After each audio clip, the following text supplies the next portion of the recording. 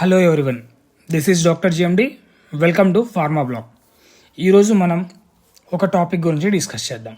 Heart attack, heart failure, cardiac arrest.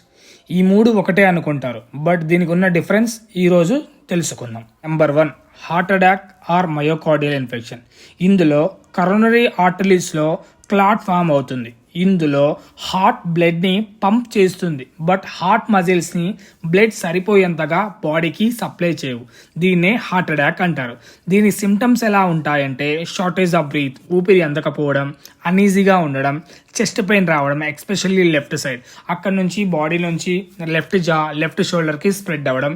So ఇది symptoms. Second, cardiac arrest. సడన్గా మన heart stop అవుతుంది. దీన్నే కార్డియాక్ అరెస్ట్ అంటారు. వెంటనే దీనికి సిపిఆర్ చేయాలి లేదా డీఫిబ్రిలేషన్ చేయాలి. మన దగ్గరలో ఉన్న హాస్పిటల్కు ఎంత వీలైతే అంత త్వరగా తీసుకెళ్తే ఆ మనిషిని మనం బ్రతికించవచ్చు. 3, హార్ట్ ఫెయిల్యూర్. హార్ట్ ఫెయిల్యూర్ అనేది ఒక క్రోనిక్ కండిషన్. ఈ హార్ట్ ఫెయిల్యూర్లో హార్ట్ మజిల్స్ అనేవి చాలా వీక్ అయిపోతాయి.